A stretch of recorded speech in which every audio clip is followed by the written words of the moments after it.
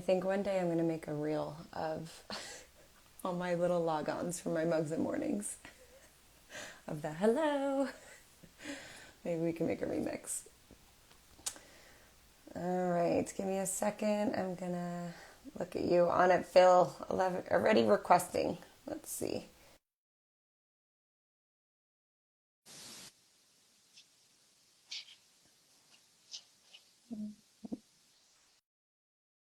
Accept. Hello. Hello. How are you? I'm good. How's it going? You hear me okay? Yeah, all is good. You were on it. I love it. Well, to be honest, I wasn't. I had to re-download Instagram and get everything all set up because I'm old, so it takes me a while to get everything settled, but Hey, you made it. made it happen. I know. Yeah, yeah, yeah. Those like few minutes leading up to 11 o'clock, it's like, oh, let me make sure. Oh yeah, a little scramble But getting the password and everything set up, but just enough cool. time, so made I it. love it. Happy you're here. Thanks for taking the time. I know you live a busy life. Yeah, yeah, no worries. Thank you so much for having me. How are you doing? Yeah, I'm good.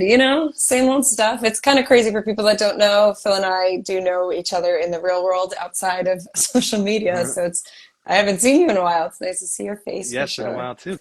Good to see you too. Yeah. So just so you know, I have questions over there because it's the only way I could be on track. No worries. Um, and yeah, I think we're good to get started. I'm Let's good. do it. All right. I'm ready. So I always start off with kind of opening the floor for you to share how you're connected to the neurodiversity community and just the work you do. So go ahead. Yeah, yeah. Well, I'm in the ABA field and I've been working in ABA, and this will show my true age since I want to say 2003. So I think I'm on 2 decades of being in the field, which is kind of crazy. And totally fell into it by accident in a sense, just out of college and looking for a job, and just saw an ad on Craigslist of all places, and this was in LA at the time. So got a job with kind of one of the bigger ABA organizations, kind of immediately fell in love with it, and just really more so just liked, working with kids and helping out where I can, and then getting to know families, and it just became something I was really passionate about. And then just kind of continued my education and moved forward with, I guess, with my career. So bounced around to different cities, but always kept on working with kids. Love that. I did not know you ended up in this because of a Craigslist ad. That's pretty Yeah, awesome. right. I know. Yeah. I actually I want to say I met my husband through Craigslist, but it was through a Craigslist job that then we met at the job. So I always joke Oh. about Craigslist being the place to be. So And now we used Craigslist. The last time we used it was actually for we did like a yard sale, yeah, and it worked. Man, people still on I know. Craigslist. It's still a thing. It I exists. love it. That's awesome. Really cool. So I am going to prompt you a little bit to share a little bit more about, so you're in the ABA field Hmm. and we met through working together as colleagues, but now you are a business owner. So can you share a little bit about that? Yeah, yeah, yeah.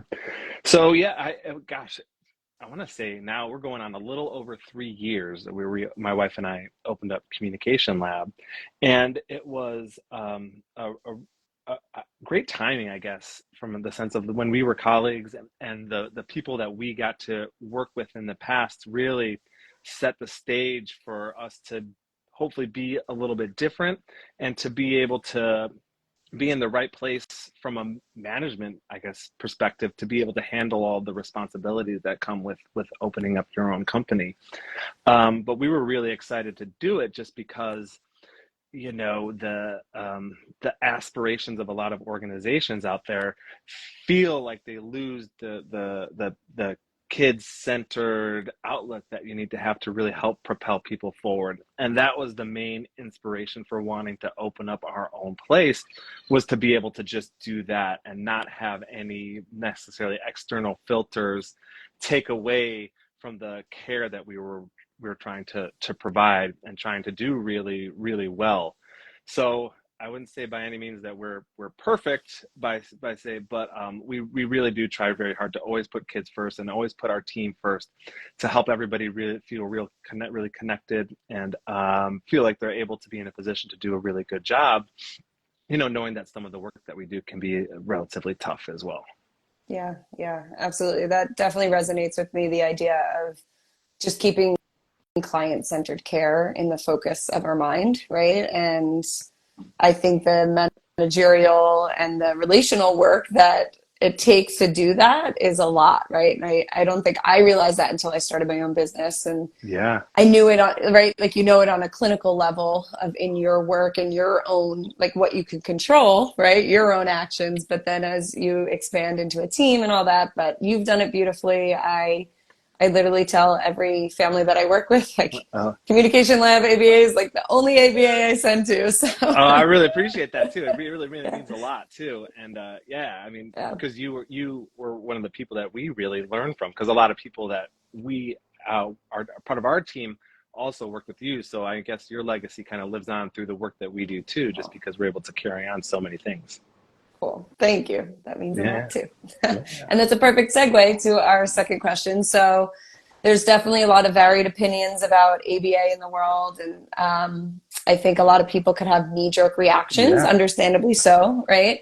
But I don't think everyone notices or knows that ABA could be done in such a way that you're doing it right now. yeah, So can you share, you did mention that you're doing it differently, and what does yeah, that yeah. look like? So, and I guess, full transparency too, I was one of the people who was doing ABA in a very traditional way, back in the day, only because I just didn't know any better or Mm, didn't really know otherwise. So, our I guess care and the we call it the style of ABA that we do, I guess, is very play based, very natural based. Really trying to incorporate motivating activities that we could really build in learning opportunities too. And one of the things that myself and others on our team had the opportunity to be able to work with other professionals in different areas and to really be able to learn about autism in a different way and in a way that isn't typically in the ABA realm, I guess. So when we talk about thinking about things like, sensory and sensory activities and regulation, like, being in the field for 20 years ago, probably up until 5 years ago, there were things that we didn't even necessarily think about at all, which looking back is absolutely nuts. But really, that kind of shapes us as an organization and shapes our care because it's foundational for us now is to taking into account how can we help you be regulated so that you'll be able to participate and do a variety of things that will hopefully become things that you want to do and building intrinsic motivation to be able to do the things that you kind of need to do as a person to be independent. And I think that, again, taking into account like the things from that we learn from music therapists and occupational therapists and speech therapists are really honing in on different sensory and movement activities that we can incorporate within our sessions to help us accomplish just that.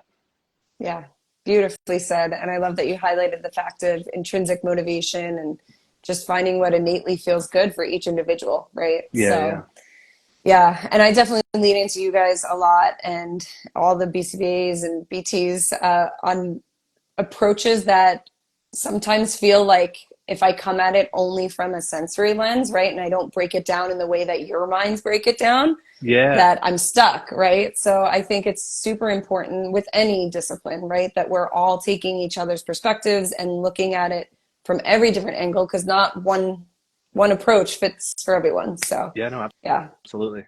that's really huge. Thank you for sharing that. And I hope a lot of people understand that. And if you have questions, comment about it. But it really is, for me, when I started working with you and your colleagues, ABA was, I was like, I don't like ABA. What do you mean? And then I was like, wait, but I like Phil and I like what all these BCBAs are doing. And this makes sense. And they're open-minded. And then I felt that really shift in the clients and the families that we saw a really great change because we all were coming together and it wasn't this, I don't like this discipline or I don't do that Yeah, approach, right? So as with yeah. everything in the It world, really right? is. Just staying open-minded. It is so important.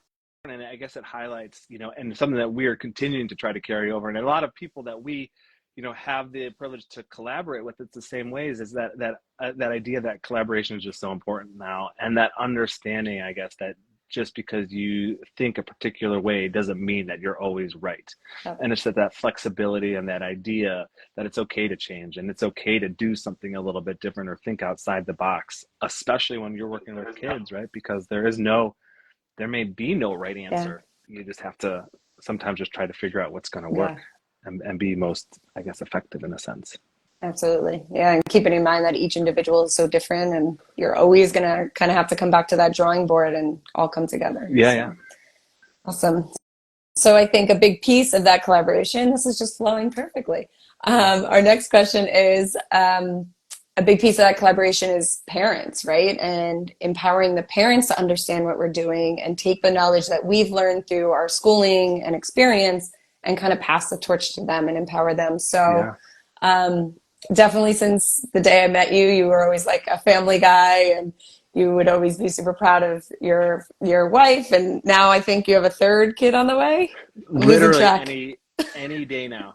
Like Yeah. my wife is, I mean, she's done. Like she's ready to get this baby out of her. But yeah, we're gonna have Oh our man. third girl in any, literally, potentially any hour. Oh my gosh. Could you imagine? Gotta go. Yeah, yeah, I right. love it. All right. Well, cool. So my point of saying is that you definitely, I feel like, value family, not only in your personal life, but in your professional life. So what's one piece of advice or like a go-to strategy that you'd share with parents or family members, grandparents, whatever it might be, that Yeah, yeah. in moments of dysregulation, whether that's big dysregulation or the smaller moments of disappointment or like little frustrations? What's your biggest piece of Yeah, advice? yeah. It's a really great question, and I have to, I guess, give an answer that's always hard to follow, right? Because as a parent myself, it's I guess prior to having kids, obviously, you don't understand how hard being a parent is, just period. And there's just things that happen that just blow your mind. Like how could my daughter have just done this, you know? But the biggest piece of advice I could give in practice that I found while working, and then also just being a parent, is just that ability to be calm during those stressful times, especially when your kid is dysregulated. And I always, give the sense of less is more during those times as well, just because it's almost your instinct to interject yourself and see what you can do and try to ask questions and give different things and try to fix things as quickly as possible, when that's just not necessarily the right response when someone is really heightened. Just being able to give a little bit of space, maintain a sense of calmness yourself, be there to know that you're present and ready to help whenever you're ready. But just that idea that you don't have to, I guess, immerse yourself in kind of what's happening in that moment, but just being present and being there is enough, and just not necessarily adding stimulation in. And I get, as a parent too, is sometimes your instinct, you just kind of like, even just for a sense, lose it a little bit and maybe, raise your voice or move really abruptly to do something. And you could just see in that moment that it just heightens things and it just keeps things moving on. So that's one thing that I really try hard to practice, is just that ability to maintain that sense of calmness yourself. And I think that that's one thing, actually, being an ABA for so long, that I was just able to carry over into my, I guess, more personal life, is just that ability to let things roll off your shoulders a little bit and not have to get too upset about little things happening, like, like the road rage thing, someone cuts you off. Now it's just like, Yeah.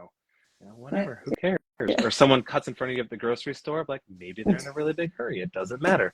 So it's like those types of things. But just being calm is by far the most important thing, and the best advice that I could always give, I think. Yeah, definitely. It's interesting because when I was writing this question, I was like, do I want to ask this? Because every kid is so different and unique, right? And like, how do you give one piece of advice? But that is spot on. And that didn't even come to my mind. But I also want to add that that's really hard to do, Hard. right? So don't, So hard. Yeah. It's don't beat yourself up. as a parent, it's almost impossible. I have to, you have to reflect on the things that you did sometimes too. Like, if you're a little upset in the morning and flying off the handle, trying to slow things down and being like, hey, I'll even stop my daughter before, she goes off to school or something, like, hey, I'm sorry, I didn't handle that well. Next time I'll try to be better, and it's just, that reflection too about how next time you can do a little bit better, just because it's obviously bound to happen, where Yeah, you just lose it a little bit. absolutely.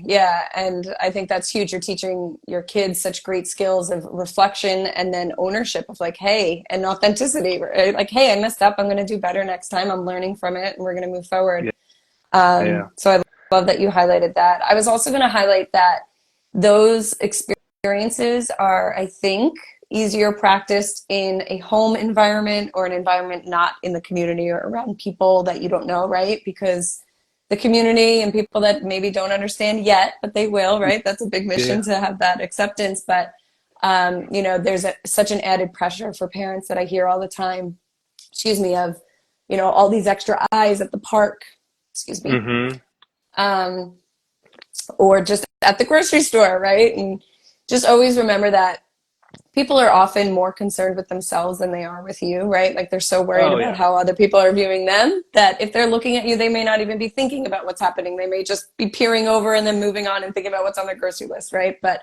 we all make it feel like, oh my gosh, everyone's looking at us. So there's Yeah. layers to it, right? So be gentle with yourself and practice it in moments where maybe you're not in public or you're just in your home or, in a Yeah. smaller group setting. So No, you're absolutely right. Yeah, and I always view it too as like when I talk with parents about that too, about being in public when meltdowns happen, I do the same, kind of try to express the same thing you did. And it's like public speaking too, right? Like in that moment, if you mess up, no one really cares. You may project that onto yourself, but 5 minutes down the road when they leave the grocery store, they're not thinking about that. It's just one of those things that's just like, it's over and done with. yeah. So yeah, don't tie yourself to those experiences. Like know that it was just one moment in time, it's over and Mm-hmm. move on. Again, Yeah, easier and said finding than ways. done though. Yes, of course, always is. And I also love how you highlighted like finding ways throughout your daily routine unassociated with your child or as your role as a parent, right? Just as your role as an individual, like road rage moments or like getting frustrated over someone in the grocery line or whatever it might be, right? It's like weighing out, is this something that is worth getting hung up on or can I just Yeah. let it slide, move on kind of thing. Yeah. Awesome. Great piece of advice. So something else I want to highlight, and I've kind of mentioned a few times, is that I've definitely learned from you, and you're an incredible mentor. I know a lot of your team members now give you so much praise without you even hearing that. I just hear it through Nice. casual talk, right? So, um, can you share how your role as a mentor has evolved since moving into the role of a business owner versus a clinician or like a lead clinician? Yeah, yeah. So much. Yeah. Only because like when I was younger too, like I grew up in sports, and I was so competitive and I just wanted to be better than everyone else. And it carried over into work even when, you know, I would feel really proud of myself if a kid could do something with me that they wouldn't necessarily do with someone else. And looking back, you just realize, man, that was foolish. That's not being a good teammate. That's not being good for a kid or a family.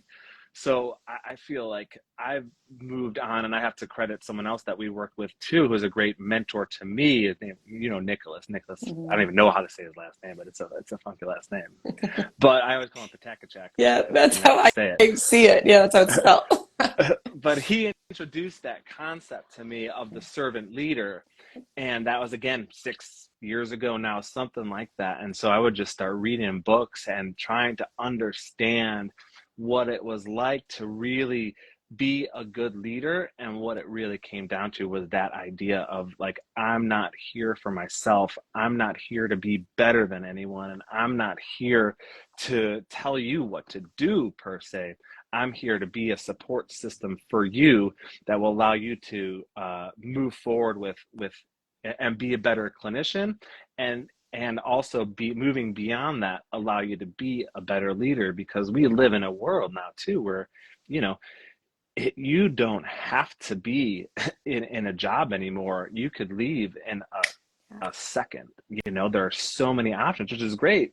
But for us, it means that we have to provide an experience that is one where you're going to be learning, where you do have a purpose, where your work matters, and you, in order to be able to do it successfully, need help and guidance. And that's where we want to set up our organization to be able to do just that. So if we can be that support for you to be able to be successful, then just us as an organization is going to be so much better. So it's really that idea of being a servant leader. And then it's not only that, just being able to carry that over throughout your your whole life too, making it who you are. Yeah. So when you're, me personally, like when I'm with my kids too and my wife, it's like knowing like, okay, I'm not, here to be a selfish guy, and expecting just everything to be done. It's knowing like, what can I do today to make it better for everybody else? And then through that, of course, being able to be fulfilled with all of the things that you're doing. Yeah. Yeah.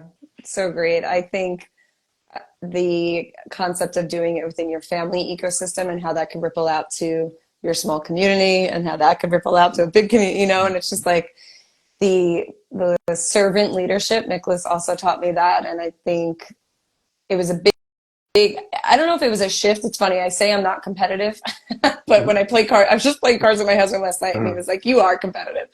But I think in the sense of competitive in making the impact, right? Like I want to make sure, and I think you're the same way, of making sure that it's really high quality and that Mm-hmm. the ripple effect of being a really servant leader mentor then trains your employees and your team in that way. And then it also passes that to the clients and the families, right? Yeah. Which full circle back to empowering the parents and helping them feel supported. So Yeah, yeah. absolutely. Yeah. And I think losing just the hierarchy of, like, typically you would think like of a CEO, like, Mm-hmm. drilling down orders and they kind of go down the line, but more a perspective of like everyone being in a sense really equal Yeah. allows people to really have open conversations and build connections and be able, we talk about giving feedback all the time too and sharing information, and you shouldn't have to worry about how you share feedback or how you give advice or how you give guidance, because if the person you're with knows that you care and Mm-hmm. knows that you're there for them, then it's just a layer that you don't have to worry about necessarily. You could just share information Yeah. and be able to go on with your days and be able to incorporate those types of Yeah. things. Yeah, that's so true. I never thought about that. And in previous jobs where you had to be very specific about how you spoke in team meetings or things like that. So yeah, I think a big moral for our team is just authenticity, right? And just showing up and communicating honestly and openly and knowing that it's okay to do that, and that we're all here to support each other, especially in this field where there is a lot of giving of Yeah, ourselves. And we all love it. That's why we're here, right? Like we signed up for it. So absolutely. cool. So again, that rolls right into our next question. The work we do is hard and it requires a lot of self-reflection and self-care in order to give for others, both on your team and the families we serve. So what do you do to rise and shine as your best self? Yeah. Well, I guess it starts with that. I like to rise early, I guess, and really get a kind of a routine settled for myself. So I find that if I'm able to just get done a lot of the things I need to get done before like the day kind of starts, then you're able to just kind of be your best self. And like for example, I love to bring my daughter to school in the morning. It's one of the things that I really like to do. So if I can, wake up a little bit earlier, knock out some things that I need to knock out, then I don't have to be worried about time, per se. And I guess in a sense, I wouldn't, I certainly was not always like this, but into a routine and discipline now, and being disciplined about my routine and just kind of really trying to stick with it. And then through the self-care aspect of that is really breaking down day by day, like the things that I need to do to keep myself, I guess, in a sense, fresh, and it actually breaks down to a lot of what we try to do, incorporate within our sessions. Yeah. Excuse me.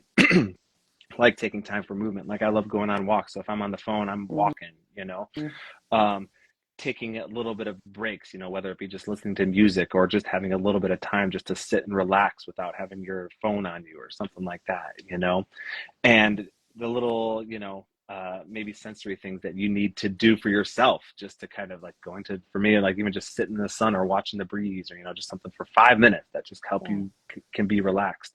Because I've, and maybe you experience this too within your work, just like the work-life balance, sometimes when you're a business owner, it doesn't exist, like just as we went on vacation to Hawaii, and, it was an incredible blessing to be there, and the kids loved it and had time, had a great time. But there were moments of times, where you have to get things done because it's still an organization that needs to run. And so as instead of like thinking of balance as a global thing, more thinking of it like day to day, like what do I need to do in this moment to be able to keep myself going for the next couple hours.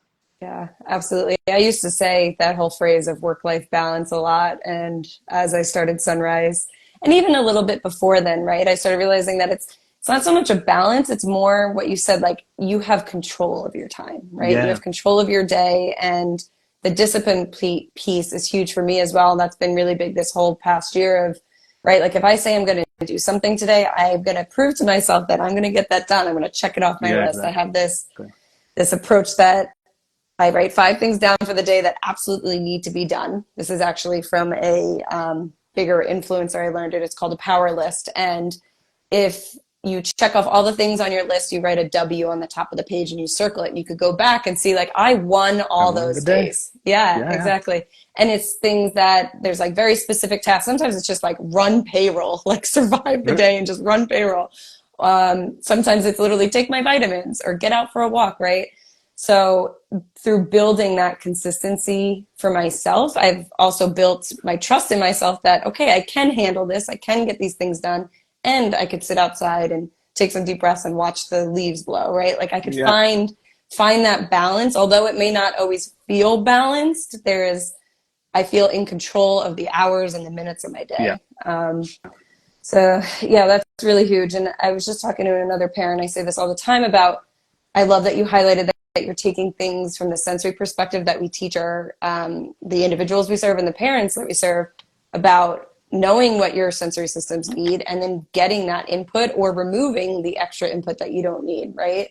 And how we all have sensory profiles and each system is a little different on all of us. And we just find that, hey, I need to move, Yeah. or I really need to listen to music when I work, or I need it really dead quiet while I work. So just another reminder of how these things for these young individuals that we're serving also apply to us as Yeah. adults, whether neurotypical or neurodivergent. We have these differences and we all need to find ways to make it work. Yeah. Yeah. So Yeah, and if I could give, I guess, from that perspective too, and I think that one of the things that I really learned and took away from our work, and this is from learning from you and also kind of Michelle Hardy, I guess, yeah. too, is like thinking of, I like to think of kids as kids and not necessarily even autistic kids. Like there's things that just kids, Mm-hmm. period, need to do and just need to have. So that's another thing that we just try to incorporate within our sessions too, is just the things that kids, period, need. Because sometimes you feel like, Yeah. you gotta, you know, you got a job to do and you got to do it now, and we got a limited amount of time, and these are the Mm-hmm. things that we're going to hit. And it's that understanding, like, oh, this is just a kid too, like, they got to Yeah. play, like Kids being they kids. Yeah. they need some space, they need a break. So just kind of rolling with it too, and just trying to see like how we can best incorporate those things within our sessions and within our days that are just going to help you be successful throughout your life. Yeah. Yeah. I love that. We talk a lot about how some of the individuals we work with, like their therapy schedules are more than a 40-hour work week, right? And That's then right. they're also getting plopped Hmm. into school, and so it is so important that within these therapies, the time, is important, right? And each individual benefits from a different amount of time. But within that time, we are being mindful and letting them just be kids and play or just chill out for a little bit or, whatever it is. So Yeah. thank you for highlighting that. Yeah, absolutely. Cool. All right. So the last question, and kind of just passing it fully over to you if you wanted to share anything else where people can find you, and anything else you want to share about you or the work Yeah. you do. Yeah. Well, you can find us just online, of Mhm. course, just like everything else. Our organization's Communication Lab. You could, of course, search us. You're always free to give us a call, and we're always happy to talk about our program and anything that we could potentially do to help. So we're always there to try to do that the best that we can. I guess just a little bit about myself. Again, just so everybody knows, I'm a huge sports fan. I always like to throw that out there too. I always have to say too that every team I like stinks, and it's such a shame What are because your I really teams? I don't even know. I'm from Chicago, so I'm Right. all Chicago. And I love Okay. football. I love the Bears, and they stink. They just got rocked. And then I went to Arizona State, so I'm really into Arizona State football too, and they're obviously no good. But I live in OB, And I'm like a true Obesian now too, like to the point almost like we're never leave. Like, why would you, Oh I guess? no. Like, we go to Yeah. the beach and we go to all this stuff there. So we're in our little bubble for that too. And yeah, to be even more of a homebody now with the next kid coming any day now. So, Yeah. which is again fine by me. It doesn't. I could stay here all my life, I guess, and never have to leave. I'd be totally fine. You Um, really are an Obesian. yeah, yeah. I mean, nowadays, yeah, it's just like I'm fine. Like I said, never leaving. Yeah, Uh, that's great. but no, we love. I mean, gosh, I just love the work that we do. I feel like our team is incredible. Like we have just amazing people that we work with, and we work with a lot of, a lot of the like college students that we work with who are providing our direct care, and it really is just impressive to see someone that age be so motivated and really work so hard to help those kids that we work with. Because when I look back at myself at 23, thinking back about like the things I was doing, I guess I was just started to get into the field too, but certainly not to the level that these guys, the amount of energy that they put into their work is really impressive. And I guess the future is kind of bright, I feel like, for all of us. So Yeah. maybe I'm a anti-old person in a sense. I'm really proud of the kids that we work with. I call them kids, you know what I mean? Yeah, They're really definitely. impressive crew. Yeah. And I think we tend to draw in, right? Like what you put out, you draw in, right? You're really passionate about your work. You're really driven, and you could see that in what you've built. So I think those types of people are also drawn to you. And this work, everyone that I've met is, for the most part, very passionate. Sorry, my dog is itching himself aggressively. Super passionate about what they do. So I think that's a big motivator. What was I going to? Oh, I also, can you highlight what areas you serve? Because I was checking out your website. I hadn't been on in a little bit, and I'm seeing some cool Yeah. expansion. So we work in obviously San Diego, throughout San Diego County. We also have a clinic space in Murrieta, which is like the Temecula area, so about 60 miles outside of San Diego. And one of my best friends is actually a BCBA, and he's leading the place up there. And there's just a huge need, and some of the ABA companies that were up there started, shutting down. So it became like an area that really we felt like could use a provider that hopefully really cares, and they're really doing a great job up there. And then very recently kind of expanded to the Phoenix area. So looking to start out there, and we're looking to have a clinic space very soon. We've been kind of looking to find the right space. So just continue to try to find that, but hopefully by the end of the year, have something set up there as well. That's so exciting. Congrats. Thank you. Really Thank awesome. you. Like you said, 3 years and 3 different geographic locations. So kudos Yeah, it's to kind of you. nuts. It's kind of nuts. I know. It's wild to think about, but all good things. Well, cool. Thank you so much for joining me. And hopefully I'll see No, you in real life thank you. soon. Yeah, And absolutely. yeah, good luck with the new baby. Enjoy, nestling in and all that. We're taking our sleep while we can now because it's coming to a halt fast. Yeah. Wish you luck. Thank you so All much, right. Erin. Thank you. Bye, You have a everyone. great rest of your day. Bye You bye. too.